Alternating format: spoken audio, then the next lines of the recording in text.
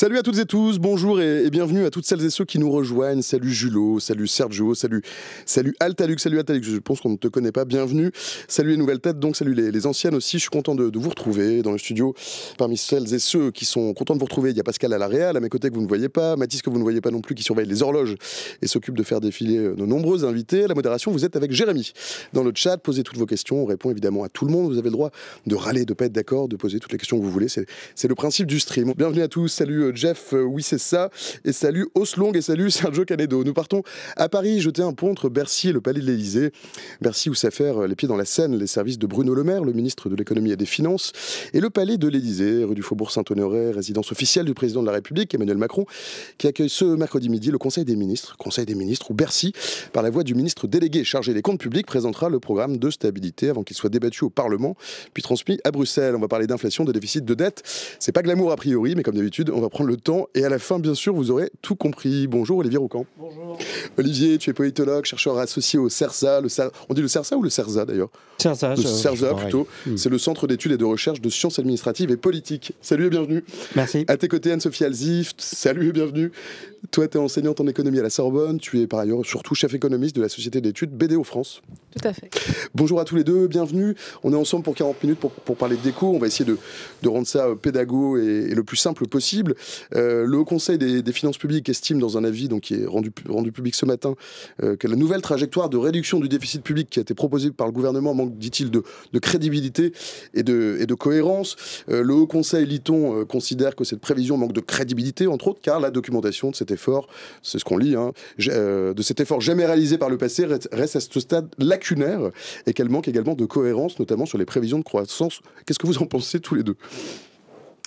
Alors oui, tout à fait. C'est vrai que nous, on fait de la prévision, on a un modèle de prévision. Donc déjà, sur la prévision de croissance pour l'année 2023-24, on était à 1,4% pour le gouvernement, qui a revu à la baisse cette prévision à 1%. Nous, par exemple, on est à 0,8%. Donc on pense toujours que la prévision de cette année où ces trajectoires d'économie doivent être mises en œuvre est encore trop importante. Et pourquoi la prévision de croissance, je le dis, est vraiment essentielle, puisque c'est en fonction de ça qu'on modélise notamment les recettes fiscales et donc l'impact sur le déficit. Parce que c'est vrai qu'il ne faut pas appréhender le déficit comme ça. Le but, c'est de le mettre dans un contexte et le taux de croissance, c'est important. Si tout d'un coup, vous avez 2-3% de croissance, eh bien votre déficit fond au soleil. Donc, c'est très important le taux de croissance. Donc, c'est pour ça qu'il y a ce problème de crédibilité. Déjà parce que le gouvernement avait à peine voté le projet de loi de finances et déjà revoyé à la baisse sa prévision. D'habitude, on a toujours une prévision optimiste du gouvernement. C'est le jeu, c'est normal pour vous stimuler, pour que vous consommiez, pour que les consommateurs soient contents. Mais on n'a jamais eu une prévision aussi optimiste. Donc déjà, le gouvernement a revu à la baisse. Là, c'est encore trop optimiste, le 1% de croissance à mon sens. Et aussi, dans les pistes d'économie, c'est vrai qu'il y a des pistes pléthores. On veut faire des réductions, raboter à peu près partout. Mais c'est vrai qu'il n'y a pas encore un chiffrage clair et robuste. Et c'est pour ça, à mon sens, qu'il y a cet avis. Olivier Roucan. Oui, il y a, je dirais, une injonction un peu paradoxale. Il faut, on le sait, diminuer ce déficit, maîtriser ou essayer de le faire l'endettement. Il ne faut pas casser la croissance. Or, on sait qu'en France, on entretient beaucoup la croissance par la consommation et que ce qui tient cette consommation, c'est en partie notre capacité à redistribuer du pouvoir d'achat. On l'a bien vu avec le fameux « quoi qu'il en coûte ». Et si on a eu, me semble-t-il, une croissance un peu plus élevée qu'ailleurs en Europe, c'est parce que l'État a dépensé beaucoup et a maintenu ceci 2022, 2023.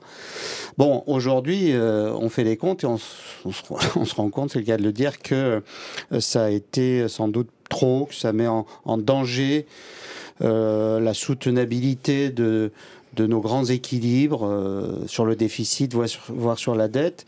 Mais freiner trop vite, ça peut casser cette croissance. Et alors, pour le coup, on enclenche ensuite une spirale où on va sans arrêt essayer de diminuer la dépense publique.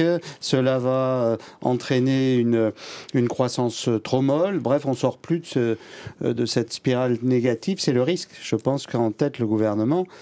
Et un deuxième gros problème qui se présente à eux, c'est que même si on n'est pas dans l'austérité en France, c'est le moins qu'on puisse dire, à partir de la Covid, il y avait quand même eu par le passé la revendication d'un sérieux budgétaire sous François Hollande, qui avait amené quand même notamment les collectivités territoriales à faire déjà beaucoup d'économies. L'État aussi se contrôlait beaucoup. Et puis il y avait eu la révision générale des politiques publiques, Nicolas Sarkozy avant, et on avait déjà commencé à maîtriser... Alors tout ceci pour des résultats très très modestes, puisque on n'arrive pas en France à limiter le déficit structurel, nous dit-on. La Cour des comptes le répète inlassablement. Et pour autant, quand vous discutez avec des fonctionnaires qui sont dans les préfectures, qui sont dans les ministères, eux ont l'impression, et c'est pas qu'une impression, ils le vivent quand même, de manquer de moyens. Donc il y a au fond un sacré dilemme politique. Comment légitimer aujourd'hui le fait que l'administration doit faire des économies, alors que par ailleurs, il y a une attente qui est énorme sur les services publics. De moyens. Et qu'on nous explique déjà qu'il manque de moyens. Donc, comment faire ? C'est plus qu'un effort pédagogique. Là, il faut expliquer ceci. Ça va être très dur de faire passer la pilule si on diminue trop la dépense publique. Sophie ? Alors, c'est vrai qu'on parle toujours de dépenses publiques, mais ce qui est intéressant de regarder, c'est quelles dépenses et pourquoi on en est dans cette situation. Vous évoquez tous les deux la qualité de la dépense, je crois. Tout à fait, la qualité. L'une et l'autre. Pourquoi il y a justement ce ressenti ? C'est vrai qu'on dit on paie énormément d'impôts, on a des dépenses publiques les plus élevées des pays de l'OCDE, et c'est vrai que quand vous avez fonctionnaire, mais même le citoyen lambda, se dit ah bah oui, j'ai un retour sur investissement que je trouve assez mauvais, notamment par rapport à d'autres pays. Alors bien sûr, c'est un ressenti, donc comme on dit, c'est pas toujours rationnel, mais c'est essentiel. Il faut voir que dans ces déficits et ces dettes qu'on a creusées, c'est quoi les masses monétaires ? Les masses monétaires, c'est qu'on a donné massivement de l'argent au fameux chèque énergie, plus de 50 milliards d'euros, donc c'est des sommes absolument énormes, donc pour pouvoir vous chauffer, donc c'est très bien, ça a permis de sauver le pouvoir d'achat, vous l'avez dit, par rapport à nos partenaires européens. Par contre, ça a un coût absolument colossal sur les finances publiques. On a indexé les pensions de retraite sur l'inflation. Très bien, il fallait le faire, etc. Il n'y a pas de débat là-dessus, mais aussi c'est des dizaines et des dizaines de milliards qui partent comme ça en termes de dépenses publiques. Et bien sûr, comme vous avez des grandes masses comme ça, et vous l'avez dit, la protection sociale, donc la sécurité sociale, les retraites, qui sont que du revenu redistribué, l'INSEE le dit très bien, c'est vraiment cette redistribution qui permet massivement de baisser les inégalités en France, et c'est un des systèmes les plus efficaces. Avant redistribution, vous avez des écarts de revenus qui sont de 1 à 15, après vous êtes de 1 à 3. C'est quasiment unique dans les pays développés. Donc ça, il faut le rappeler, on a de la redistribution excessivement importante, et cette redistribution, c'est du revenu donné à vous et moi pour faire vos courses et autres, et donc pour alimenter cette croissance. Et donc le problème, c'est que d'un côté, on a dépensé cet argent, indexation des retraites, les chèques carburant, toutes les aides, en dizaines et dizaines de milliards. Vous vous souvenez, à un moment, moi je me souviens, on avait le débat sur l'ISF, on dit oh là là, ça va coûter 1,2 milliard, c'est catastrophique, on va trouver cet argent. Depuis le Covid, on parle qu'en dizaines de milliards. Sinon, il n'y a plus personne. Si vous parlez d'1 ou 2 millions, vous écoutez même pas, je pense que vous faites même pas une émission. Voilà. Si vous n'êtes pas à 10 milliards, c'est rien.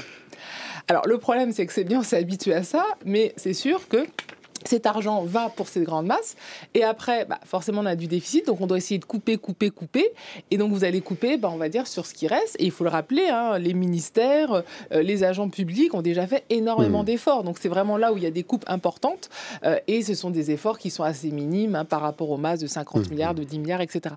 Donc c'est vrai que c'est très compliqué, parce que d'un côté, en effet, cet argent en chèque énergie, ça a coûté des milliards à l'État, vous l'avez utilisé, mais bon, maintenant c'est l'été, vous êtes content, vous partez en vacances, vous avez complètement oublié que grâce à ça, vous avez pu vous chauffer. Par contre, ça a coûté des milliards à votre État. Mais voilà, on va dire le ressenti positif est parti. Et puis par contre, les fonctionnaires, les agents publics qui ont toujours plus de demandes, eux, en effet, doivent se serrer la ceinture. Donc c'est ça qui est très difficile politiquement. Pardon Olivier, il y a Cal qui nous a rejoint, salut Cal, il y a Yanamat aussi, Yanamat qui est Totally Not Arcturus, salut Totally Not Arcturus, et salut Goubot. Il y a Yanamat qui nous dit, plus sérieusement, qu'est-ce que tu nous disais Yanamat, pardon. J'ai perdu le fil, désolé. Oui, qui dit je trouve ça juste dingue que l'État prenne ça comme prétexte pour tuer un grand nombre d'acquis sociaux dans le simple but de faire des économies. Est-ce que c'est excessif de dire ça, qu'on est en train de tuer un grand nombre d'acquis sociaux, Olivier ? Il faudrait en savoir plus sur ce qui est fait sur les 10 milliards de cette année et sur ce qui sera fait sur les 20 milliards de l'an prochain, parce que on a des idées, mais dans la précision, parfois, on manque d'informations, notamment parce qu'il a été décidé qu'on faisait ça par le biais du règlement et qu'on passait pas par le Parlement. Donc également, le contrôle sur ce qui est fait sera peut-être un peu plus difficile. Il est clair que quand, pour la énième fois, on réforme l'assurance chômage pour essayer de rogner sur la dépense publique, que l'on explique qu'on va s'occuper des dépenses de santé, alors que les attentes sont fortes et qu'on sait en plus que le système de santé ne répond plus aux attentes déjà. Que l'on commence à s'intéresser aux frais de transport, notamment dans le domaine de la santé pour les malades. Que l'on explique que l'on diminue une énième fois les dépenses écologiques et les dépenses du ministère du Travail, avec la question de la formation, de l'apprentissage. On s'intéresse à l'éducation nationale. Alors pour l'instant, elle est plus épargnée que d'autres, mais on nous dit que pour l'an prochain et les années qui viennent, comme on va avoir une baisse de la démographie dans l'enseignement, dans l'éducation, on va essayer de faire des économies. Que l'enseignement supérieur, si j'ai bien compris, c'est moins 900 millions cette année déjà. Alors oui, ça donne une impression, effectivement, qu'on s'intéresse plutôt à la diminution de la dépense dans le secteur éducation, sociale, santé, et que pour l'instant, on laisse de côté les entreprises et notamment, là, pour le coup, les aides qu'on sait conséquentes aux entreprises et dont certaines, on le sait, c'est de notoriété publique, ont une efficacité limitée. Donc, moi, c'est plutôt l'angle politique qu'économiste. Ça peut donner cette impression. On a déjà vu la fracture sur le ressenti, et là, elle peut être augmentée. C'est-à-dire, on peut se dire, mais en plus, on tape sur ceux qui ont le moins, finalement. Alors qu'on a déjà d'ailleurs des évolutions fiscales plutôt favorables aux entreprises ces dernières années et stagnation ou plutôt défavorable aux ménages. Donc politiquement, ça peut être assez coûteux, le bruit dominant pour l'instant. C'est coûteux à quel point ? On le saura en partie, je dis bien en partie seulement, vers le taux d'abstention prévisible aux européennes, mais c'est coûteux dans les sondages déjà, on le voit bien. Donc, d'ailleurs, on remarque que dans les enquêtes d'opinion, oui, la dette est un problème qui est bien identifié à des proportions. Il faut vraiment urgemment s'occuper de la dette, plus de 80% favorables à ça. Le déficit est un problème identifié. Alors, quand on demande des détails sur le niveau de la dette, par exemple, il y a très peu, je crois qu'on est à tout juste 20-30% de l'opinion qui donne un chiffre à peu près correct. C'est-à-dire qu'il y a quand même une méconnaissance de ces questions qui est forte. Et après, quand on regarde plus précisément, il faut diminuer la dépense, mais il ne faut pas la diminuer sur la santé. Il faut même augmenter. Si vous prenez la question... alors, là où par contre l'opinion est assez favorable, c'est sur le thème de l'assistanat du chômage. Là, l'opinion est plutôt favorable à l'idée qu'il faut faire des coupes. Donc, curieusement, c'est ce qu'a choisi le gouvernement. Et on voit à quel point aussi il y a une logique de politique publique en lien avec l'opinion publique. Sur le logement, les gens estiment qu'on peut couper. Mais sur l'éducation, sur le reste, l'opinion, la majorité pour l'instant n'est pas acquise à l'idée qu'il faille couper la dépense publique. Alors même qu'elle s'inquiète en fait assez peu finalement dans l'échelle de ses préoccupations de la dette et du déficit, non ? Alors, ça n'arrive pas immédiatement dans la préoccupation. Dans les préoccupations générales, il est clair que le pouvoir d'achat, c'est incomparable dans le niveau de préoccupation. Maintenant, quand on cible les questions sur la dette, c'est quand même maintenant bien présent dans les têtes et l'idée qu'il faut agir est là. Mais c'est vrai que c'est pas la première des préoccupations des Français. Anne-Sophie. Oui, je pense qu'il faut. Il y a toujours ce problème quand on est en économie entre les faits, les chiffres et les ressentis. C'est vrai que quand on regarde, notamment par rapport à nos partenaires européens, on a eu certes une baisse du pouvoir d'achat, notamment en raison des prix de l'énergie, ce qui est indéniable, mais quand même beaucoup moindre que notamment les pays du Nord et même des pays comme l'Espagne qui ont été beaucoup plus affectés. Donc ça, il faut quand même y insister. Je suis désolée d'insister là-dessus. C'est vrai qu'on est tous contents et c'est passé, mais ça a quand même eu un impact sur les finances publiques colossal pour une valeur ajoutée créée très faible et pour un impact sur la croissance potentielle nul. Donc il fallait le faire. Ça nous a permis de garder notre pouvoir d'achat en général, même si bien sûr c'est pas forcément le cas de tout le monde, mais ça a un coût absolument énorme. Et donc après, l'argent, on pense qu'il est toujours magique depuis le Covid, mais encore une fois, je le dis, il ne l'est pas, ou en tout cas pas toujours. Et donc ça creuse nos déficits. Donc ça, il faut quand même bien insister là-dessus. On a toujours tendance, et c'est normal, là on parle de 10-20 milliards d'économies, ce qui est beaucoup, mais c'est pas non plus, quand vous regardez le budget colossal, on n'est pas sur des centaines de milliards. Et c'est vrai que très souvent, je m'en souviens, on a parlé de la santé, Ségur de la santé, là aussi des milliards investis dans ce secteur de santé, très peu d'émissions ou de choses en disant, on va mettre des milliards, etc. Pendant le post-Covid, le quoi qu'il en coûte, chaque semaine, on annonçait entre 100 et 200 millions pour une profession, pour un secteur, etc. Ça passait complètement inaperçu par rapport à ça. Donc je pense qu'il faut aussi remettre ça dans ce contexte. C'est vrai que ce quoi qu'il en coûte a vraiment, on va dire, intégré le fait qu'il y avait vraiment de l'argent magique, qu'il y avait de l'argent quelque part, qu'il n'y a plus de limite et que donc vraiment faire des économies, c'est très compliqué parce que de toute façon, il y a de l'argent quelque part et donc il ne faut pas forcément en faire. Donc c'est ça qui est, je pense, aujourd'hui très difficile pour le gouvernement. Vous parlez des économies à faire. On l'a dit, le Ségur de la santé, c'est des dizaines de milliards. Et aujourd'hui, même si c'est pas assez, les problèmes qui se posent, c'est beaucoup plus dans le recrutement. C'est beaucoup d'hôpitaux qui disent « Ah ben non, moi j'ai le poste, j'ai le budget, mais j'ai personne. » Donc là, la finance publique et la dépense publique ne peut pas toujours tout régler, même si bien sûr il faut plus de moyens, il n'y a pas de débat là-dessus, mais c'est quand même des sujets. Donc là, on peut dire il y a eu de l'argent. Quand même, tout cet argent, ces 20 points de déficit, ces 20 points de dette en plus, ils ont quand même été mis quelque part. Donc on a quand même fait un effort énorme que les autres pays, encore une fois, n'ont pas du tout fait. Donc ça, c'est pour la santé. L'éducation, la recherche, en effet, c'est là où on va chercher des pistes d'économie. Je me dis, c'est assez dommage, parce que ça, c'est par contre vraiment des gisements de croissance potentielle. Donc il faudrait mettre le paquet là-dessus. Le problème, c'est qu'à moyen long terme, quand on se dit que ce sont des coûts de moyen long terme, on va faire ces économies. L'année prochaine, on espère avoir de la croissance, on va revenir à 1,4. Donc voilà, on aura plus de recettes et on pourra peut-être augmenter les budgets. Et donc c'est très compliqué parce que quand vous faites de la dépense publique, le résultat politique est nul. Par contre, quand vous annoncez des économies, tout de suite, vous avez un mécontentement politique excessivement fort. Et donc, c'est très compliqué aujourd'hui de gérer un budget, encore une fois, de parler d'austérité. Quand on a plus de 5% de déficit, on n'est pas du tout en austérité. Ensuite, sur l'efficience et justement, comment faire pour dépasser ça. Dans les pistes, donc on l'a dit, éducation, etc., c'est vrai que c'est pas ça qu'il faudrait faire. Mais quand même, entreprises et ménages, quand on regarde, les classes moyennes, on va dire, du premier, on va dire, au 5e décile, ont plutôt été maintenues pendant la crise Covid et après. C'est vraiment les jeunes, les moins de 25 ans, et les personnes qui étaient en dessous du seuil de pauvreté, qui, eux, ont eu une augmentation de leur pauvreté parce qu'ils passaient souvent en dessous des radars d'aide de protection. Ils n'étaient pas en CDI, ils ont payé le chômage partiel, donc ils ont payé tous ces mécanismes. Donc eux, en effet, vous avez plus de pauvreté. Et puis, on va dire les travailleurs pauvres, donc ceux qui multipliaient plusieurs emplois précaires en CDD ou en intérim et qui, eux aussi, n'ont pas eu les mêmes mécanismes de protection que les autres. Et eux, en fait, ont une dégradation plutôt économique de leur pouvoir d'achat. Par contre, le reste, je vous rappelle quand même, on a 3 000 milliards de dettes, mais on a 3 000 milliards d'épargne.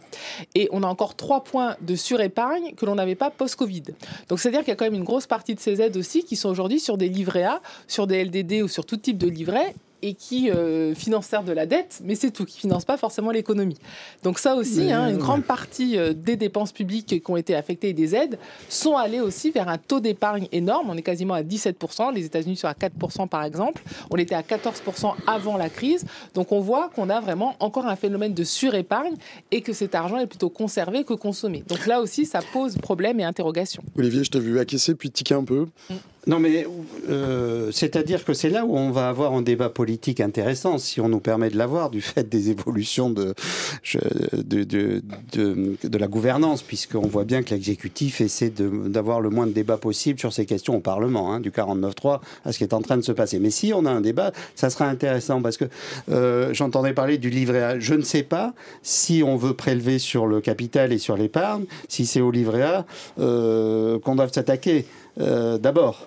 C'est-à-dire qu'il y a quand même eu les mesures initiales de limitation de la taxation du capital avec la PFU ou la flat tax.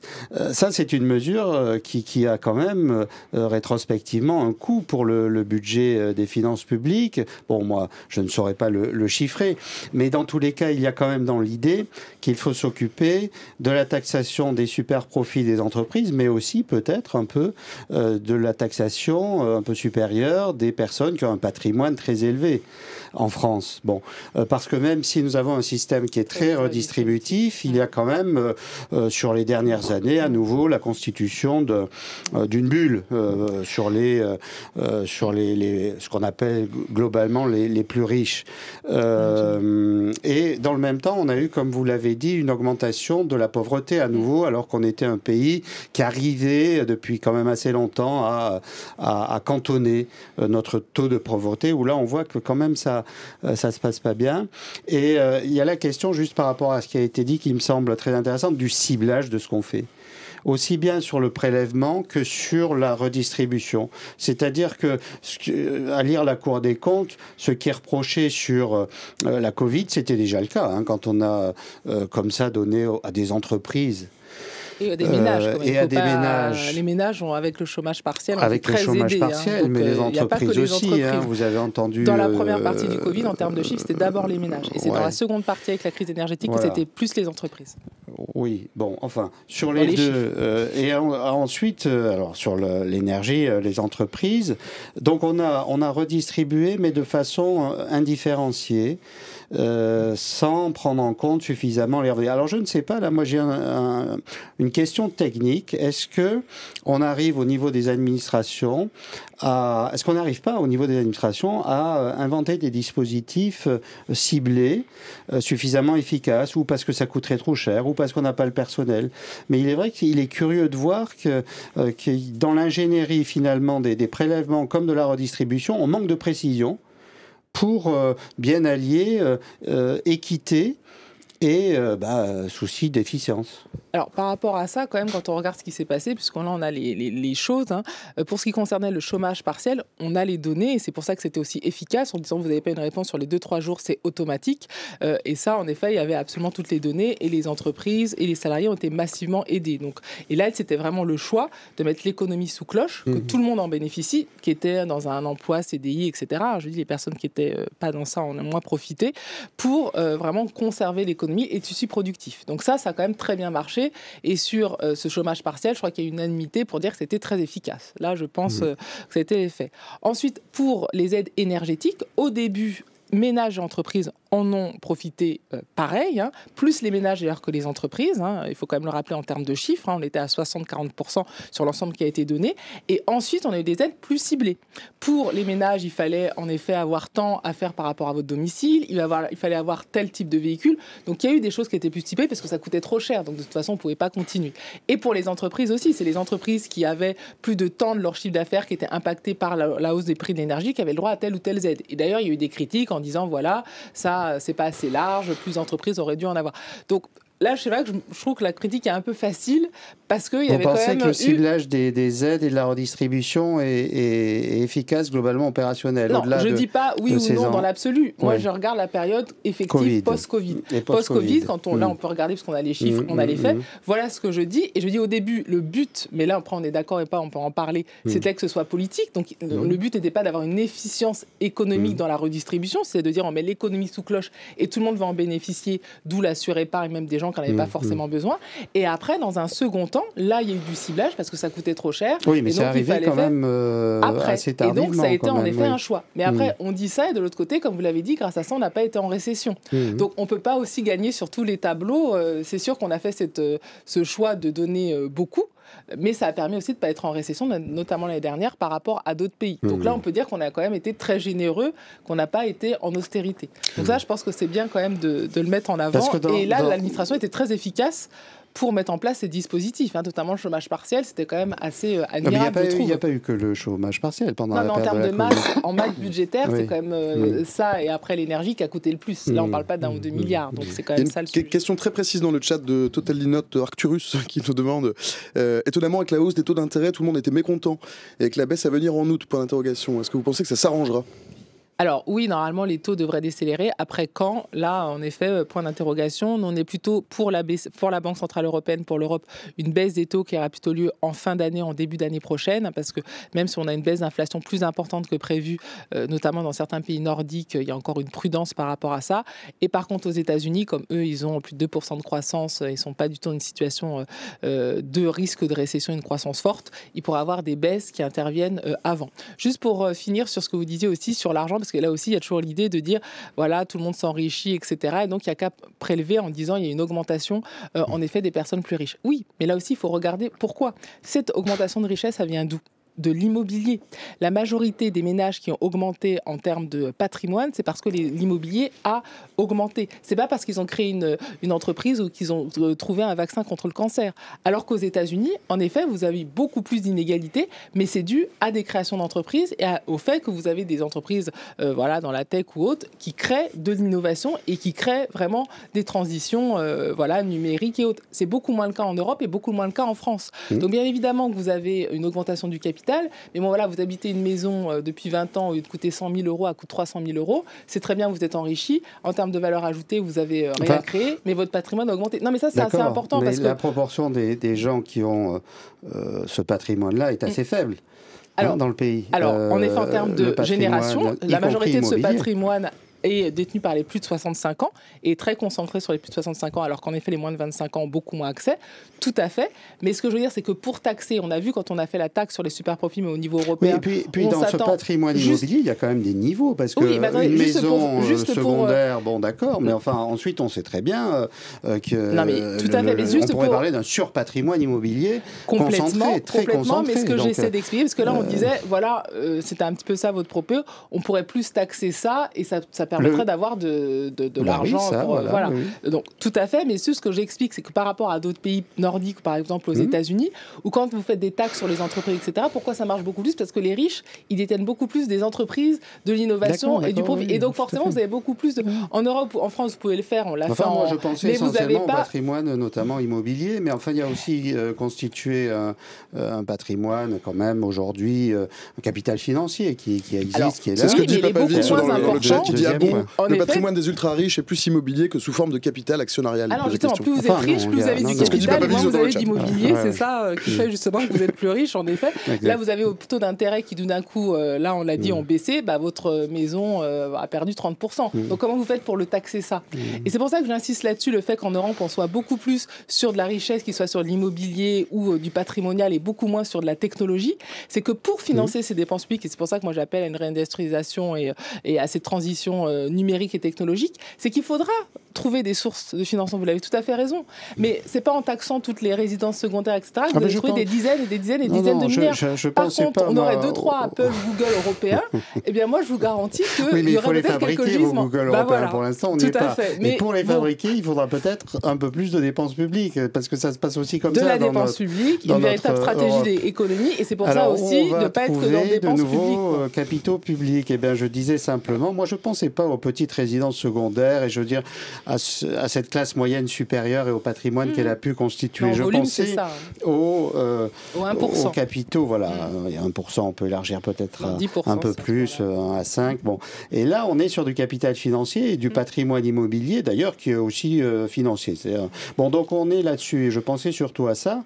Ensuite, sur le revenu, je pense qu'on ne peut pas trouver ou garder des marges de manœuvre financières également sans s'occuper de la progressivité de l'impôt sur le revenu. Il faut mettre sur la table aussi, parce que on demande aux collectivités territoriales sans arrêt, depuis pas mal de temps, qui ont des finances relativement saines, du fait d'ailleurs des règles qui leur sont imposées, on leur demande des efforts. Ça a commencé déjà un peu, je dirais, sous François Hollande, allez. Et puis ça a continué avec Emmanuel Macron sous une autre forme. Bon, elles le font, et malgré tout, elles continuent à avoir des marges brutes, elles ont eu un taux d'endettement correct, dirais-je, si on le compare. Mais elles ont de plus en plus de charges et elles suppléent parfois, sans que le droit ne s'en mêle, elles suppléent aux carences de l'État. Parce qu'il n'arrive plus, il en a fait le constat, à exercer ses missions, notamment dans les territoires. Et on va leur demander là un nouvel effort. Or, il faut savoir que les collectivités territoriales n'ont plus la maîtrise de leur fiscalité. Elles ne votent plus leurs impôts. Ce qui leur a été accordé leur a été, en plus de 10 ans, supprimé. Ça pose un problème, ça, parce que ce sont des élus. Ce ne sont pas des administratifs, les territoriaux. Enfin, il y a l'administration, mais ce sont des élus qui décident. Or, ils ne décident plus de leur fiscalité. Ça, c'est une évolution très importante des 15 dernières années dont on ne parle pas suffisamment. Et je pense qu'une réforme fiscale aujourd'hui devrait pouvoir réinjecter un pouvoir fiscal aux collectivités. Parce que ça changera. Alors, ça ne veut pas dire qu'il n'y ait pas un cadrage au Parlement. Un débat budgétaire annuel pourrait tout à fait être imaginé comme pour la Sécu ou l'État.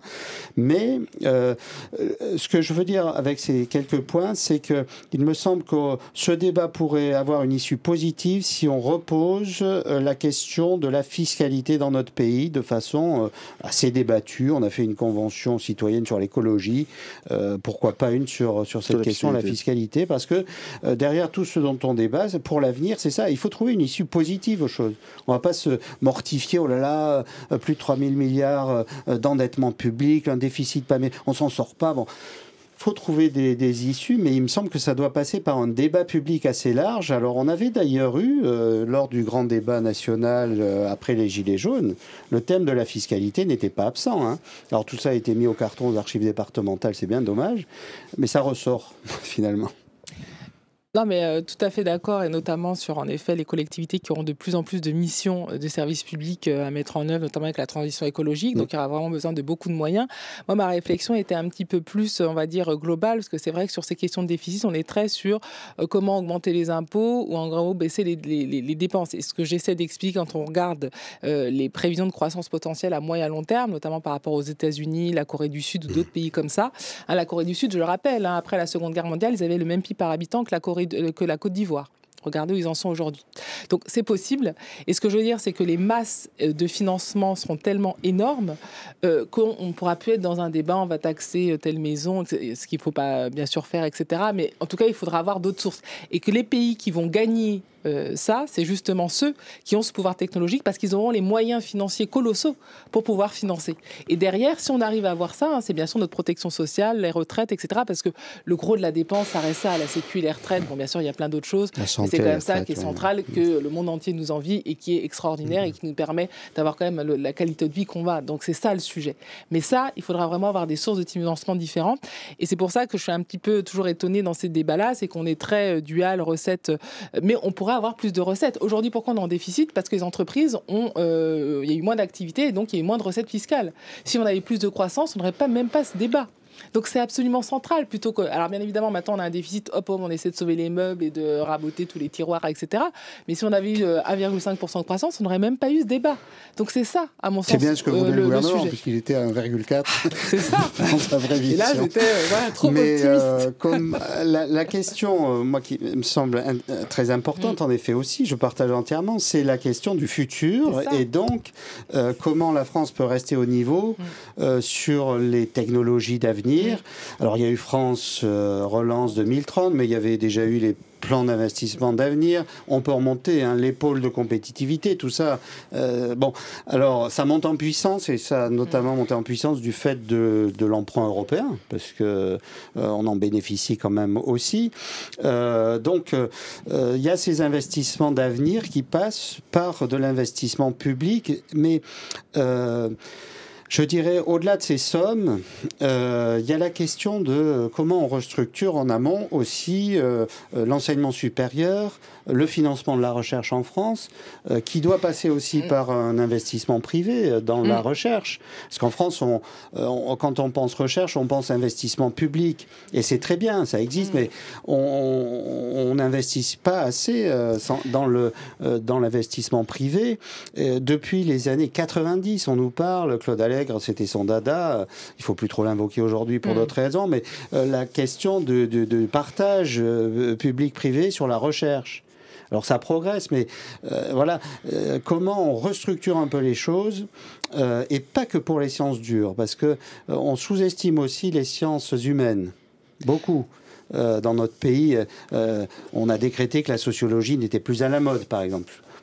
On a des comme ça. Donc là aussi, je veux dire, il faut repositionner les choses, me semble-t-il, parce que c'est l'avenir. Et je pense que, notamment quand on s'intéressait à un moment donné à la silver economy, puisqu'on parle de la dépendance et de son coût. Mais donc Olivier, il faut que tu expliques ce que c'est la silver economy pour nos vieux. Oui, c'est en fait l'économie du troisième, du quatrième âge. Et on se rend compte, on le perçoit d'ailleurs souvent dans les mentalités comme un poste de dépense, où là, la dépendance va nous coûter cher, sauf que c'est un des secteurs où on peut faire le lien entre l'innovation et les pratiques sociales. Et c'est pour ça que je veux dire aussi qu'il ne faut pas séparer la recherche technologique de la recherche en sciences humaines, parce que là, vous avez un exemple où les deux sont inséparables. Et ça, c'est des secteurs d'investissement intéressants pour une nation, me semble-t-il, qui vieillit. Justement, c'est à mon sens ça le grand problème. À mon sens, ce que vous parlez, c'est un peu les conséquences. C'est-à-dire que comme justement il y a ce problème de dépenses publiques, on fait des économies et malheureusement on va sur la recherche, on va sur les dépenses de long terme, alors qu'il faudrait absolument aller à l'inverse. Mais par rapport, on se disait justement sur le fait qu'on soit autant dopé, notamment à l'immobilier, qui est quand même un secteur qui est beaucoup moins productif et qui est détenu en 90% par les plus de 65 ans, c'est un énorme problème. Pourquoi pas qu'on ne soit contre ça, etc. Mais c'est que en effet, c'est pas les moins de 30 ans et c'est pas la jeunesse qui a, on va dire, les clés pour créer cette valeur ajoutée et pour créer ces gains de productivité. Et le problème, c'est que plus vous êtes dans un pays, en effet, âgé, plus il est averse au risque et plus ce surplus d'épargne, ces 3 000 milliards, ils vont aller vers le financement de l'immobilier et de la dette et pas vers une prise de risque et le financement des entreprises, comme on l'a dans les pays émergents, notamment les pays africains ou sud-américains, ou même, comme on l'a encore aux États-Unis. Et ça, à mon sens, on va dire, c'est un lieu commun, ça fait longtemps qu'on le sait malheureusement, mais ça s'accentue avec, justement, vous l'avez dit, le vieillissement de la population. Et ça a plus de sens, beaucoup plus aujourd'hui, parce que justement, on va avoir des besoins qui sont colossaux. Vous l'avez dit, pour la recherche, etc. C'est pas en faisant 3-4 milliards d'économies que là, on parle il faut mettre des centaines de milliards. C'est ça le sujet. Et ça, on n'y arrivera pas si notre jeunesse n'a pas accès justement à ces financements et surtout n'a pas accès à créer de l'économie productive. C'est-à-dire pas que de l'immobilier. Je vais mettre l'immobilier à deux, même si c'est très bien, mais pas que ça. Voilà, je dis pas qu'il faut trouver l'antidote pour le cancer, même si en France, on a 2 laboratoires qui sont très bien placés dans ce secteur-là pour peut-être le trouver. Donc là, ce serait fantastique. Ouais. Et vous l'avez dit, pour la silver economy, il y a énormément de jugements dans la santé pour trouver. Mais ça, c'est absolument essentiel. Il faut surtout que ce soit aussi les moins de 30 ans qui en bénéficient et qui se disent, voilà, je commence dans la vie, mon prêt immobilier ne va pas me plomber, il faut que j'investisse peut-être dans d'autres choses. Et aujourd'hui, malheureusement, ce n'est pas le cas, puisqu'en effet, ce n'est pas les jeunes qui ont le pouvoir économique, ce n'est pas les jeunes qui ont les capacités financières. C'est rarement le cas dans les sociétés. Alors, pas du tout. Quand vous regardez au niveau de l'histoire, la génération aujourd'hui qui a plus de 80 ans a eu le pouvoir économique. Les baby-boomers, quand ils sont arrivés, ils ont eu accès à la société de consommation, ils avaient de l'inflation et accès au crédit. Et je crois que quand ils s'enrichissaient en achetant leur pavillon, ce qui n'est pas le cas aujourd'hui des jeunes qui n'ont même pas accès pour avoir un logement et payer leur loyer. Donc, semble-t-il, ce qui se passe, c'est que pour la légitimité politique, parce qu'on parle de ça aussi, vous ne pouvez pas d'un coup dire...